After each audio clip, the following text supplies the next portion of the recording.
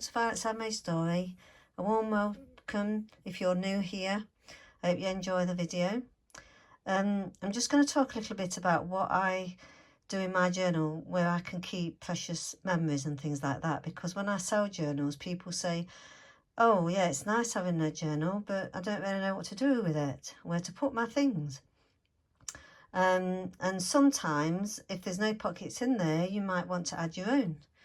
So I'm just going to show you how I make my pockets. I'm not going to go into detail about measuring and sticking and things. I'm just going to show you some of the journals and that I've done pockets in. And then at the end of the video, I'm going to show you this little book. I just made it. There's nothing in it at the moment. I've made a little start on it, but I thought I'd use this to show you how I do a pocket, a very simple one. And also I'm going to do a bit of collaging in it, because I just think they add a little bit more interest and creativity to your journals. So you might find that interesting. So thank you again for joining me, and I hope you enjoy the video. In this journal, there is quite a few different ways I've done pockets and storage compartments. So I'm going to show you this one. And this, by the way, is still for sale in my Etsy store if you're interested. So the first pocket I've got here is a vellum pocket. And the good thing about vellum is you can get plain vellum where you can see through it. So if you've got a nice picture or a family photograph that you still want to see even though it's in a pocket, you can put it in a vellum pocket. And all I did with this is I just glued around the edges and stuck it in. It's the simplest pocket. And I've done it on a diagonal.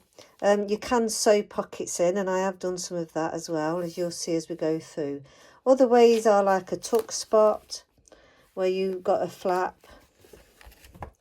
from this card here and you can tuck things inside.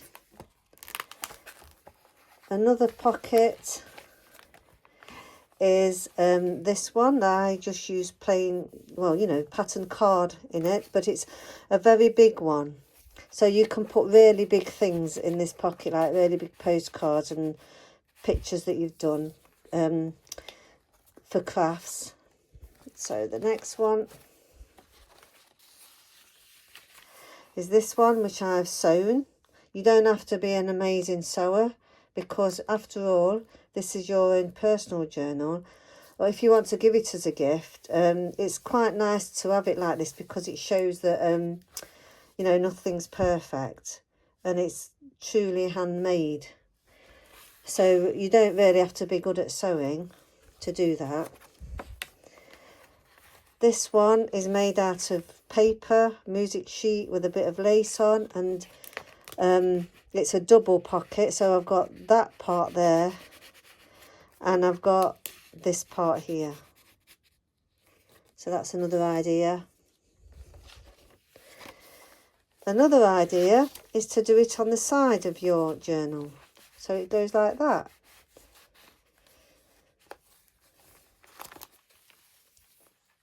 And this is a nice idea where you can use fabric or lace. So I add this lace border over and I sewn it in, and now it just makes a lovely pocket. So you can use all your scraps of lace up when you make those sort of pockets. And the next pocket is like an envelope pocket. It's also another double one, so I got some card and I just stuck that on the front. So you can get 2 tags in that one, and then inside here opens up. And I've got here like a little drawing pad or writing pad.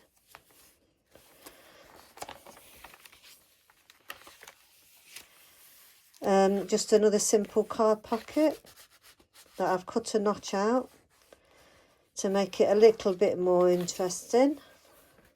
So there's quite a few in that one, and I'm going to and also on the front I did a faux pocket on here. It's not a real pocket, it looks like it is, but it's not. But this one is at the back, so you can put them on the front of your books, on the back of your books. So coming on to this journal, This is also available in my Etsy shop. I actually did do a pocket on the front, and it's a sewn pocket from a piece of fabric that I had. So don't throw anything away when you're making journals. And this is another fabric pocket that's sewn. But on here I wanted to show you this one. So it opens like that, so that you've got a notebook using scraps of paper. You know, instead of throwing all your end bits away, you can use them as a little notebook. This is a belly band pocket, another way of doing it. So I glued the top and the bottom, and you can put really big things in that one, in this. And I also added some material and made 2 other pockets here. So that's another way of doing a pocket. And also this is another belly band. It's similar to the last one. Just using bits of material that was scraps over, some card, and I sewed around it, and then I just glued it into the book. And then this one is a tuck spot that holds things. You can have them either at the bottom or the top. Just gives it a bit more interest having it at the top.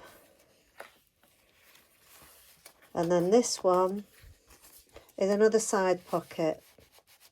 You could put another card here and make that a pocket, or you could put a slimmer piece of card there and make it a double pocket. And then just an envelope pocket here. And then here we've got another notebook pocket. So there's lots of ways you can add into your journals to make it interesting, where you can put all your ephemera in it. The first pocket I'm going to put in this journal is a very simple vellum pocket, a piece of Tim Holtz vellum, and I'm going to use my art glitter glue because it's very strong glue. So I'm just going to put a little bit of glue on 3 sides. This glue dries fairly quickly also.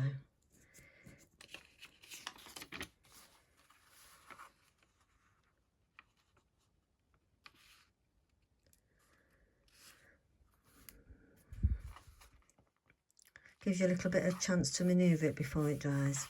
So there you go, that's one pocket, and inside that pocket you could put a tag, or you know, anything that you like, but it gives you that space to write there if you want to write on the tag, and then you can put your tickets and things and memories in there.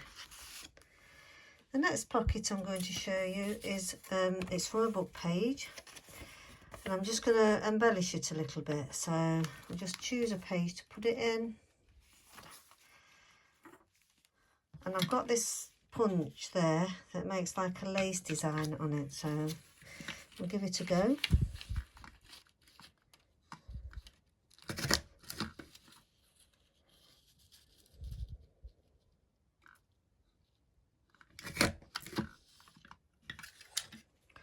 So it's fitted it up a little bit. And also, because of the theme of the book is like greens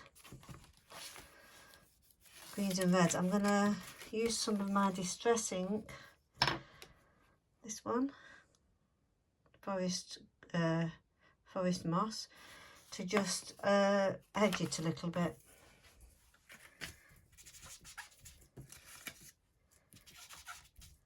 I'm sorry, I'm doing it off camera, but I've got not much room on my table today. So it looks a bit like that. So we use the glue again.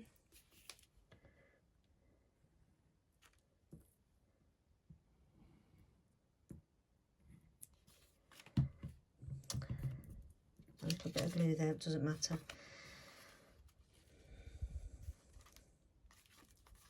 There. And the thing is with this is because I've left some of the words on, so it's quite interesting. It gives a little bit more creativity there. So you know, you can put what you like in there. So another tag fits nicely. So they're, like I said, they're very simple pockets that you can do with your scraps. You don't, and also you can put a bit of lace around it if you wish, to make it look pretty.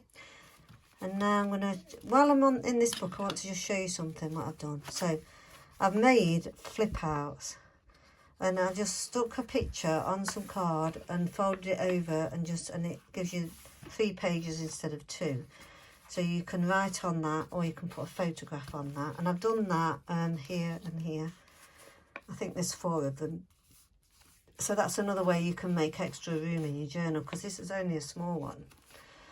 So, and also if you really wanted, you could have it actually flipping out a bit longer.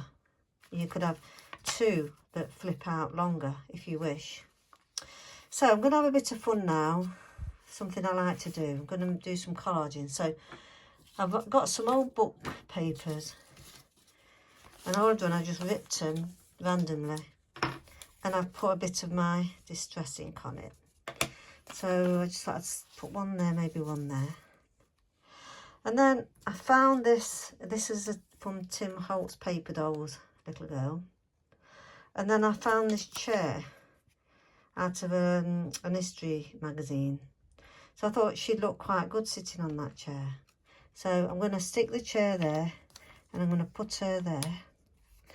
And then I'm going to put some words at the bottom. So let's do that. I think doing collaging in journals is very, it gets your creative juices flowing. And you don't really need, nothing has to mean anything. In fact, it can be surreal, which I think that is quite good. And also, there's still, even though I'm putting these papers in, there's still enough room for writing, because you don't want a journal that you can't write in, really. Well, you could have a picture journal, but really, when you're going on a visit somewhere or a family event's happened, you want to write about it. So it's nice to have a little bit of room to write in.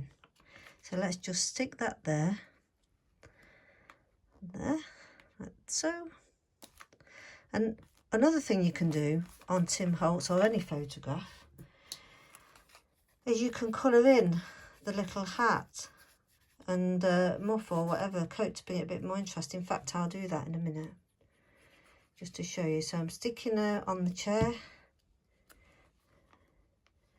There she's sitting on the chair, like so. I'm just going to get my Pitt Artist pen to do that in.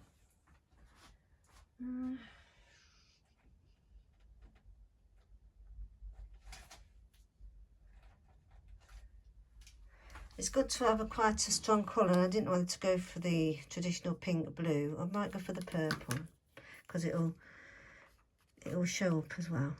I'll just get rid of some of that glue. So with Pitt Artist, oh no, it don't show up that well. I'll show you the blue. Pitt Artist pens are translucent, so you can colour in photographs, and you can still see the design underneath. So it just gives it that little bit of interest there. And really, you're just playing, and that's the fun of journaling. And I've also noticed something in this book, because I was doing that, is if you can see here, it says, she is a child of God. And I just think the sweetest of God's children. So I'm going to highlight that, because this is what you call found poetry. So let's go down a bit more. So to highlight that, I'll show you a bit closer in a minute. I'm just going to colour in the words I don't want to be seen. Just on that low one.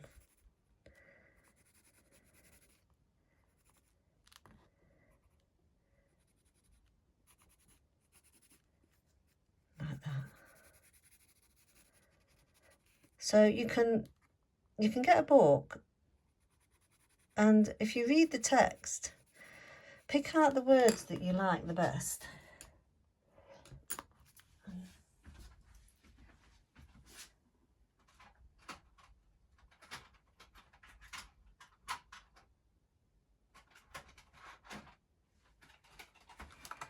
and then you can highlight them so that it has meaning. So I was looking for this pen, so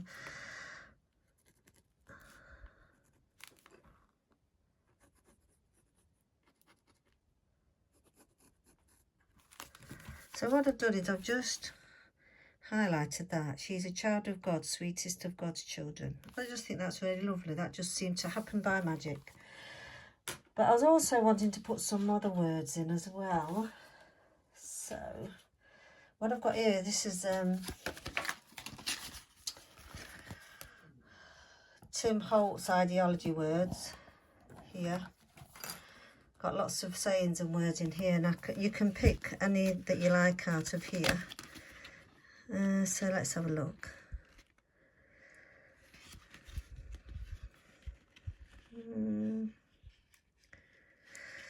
I quite like this one. Never doubt your instinct. I don't know. She is a child of God, sweetest of God's children. Never doubt your instinct.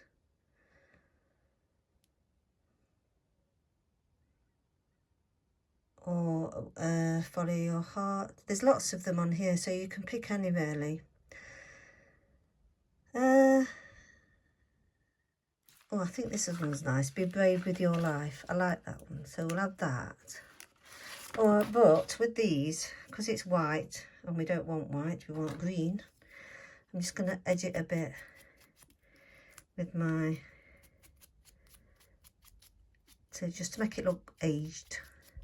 And it's sticky back, but I like to just add a little bit of glue on the back because you just never know.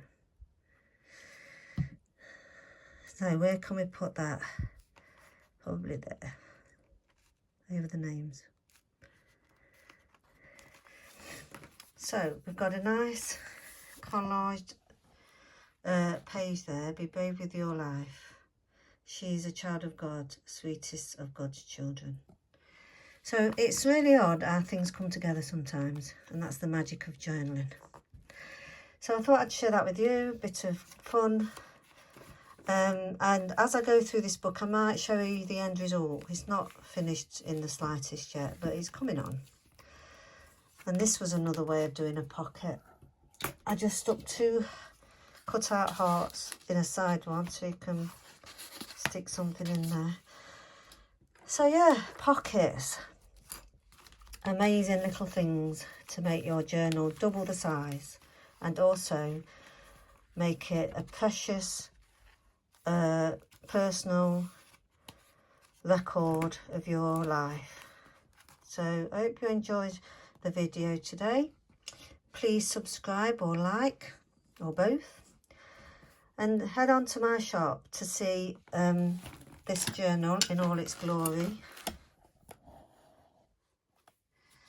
and also this one and many more journals. So I hope you have the rest of the evening. I hope it's good for you and you have a lovely day. Thank you. Bye.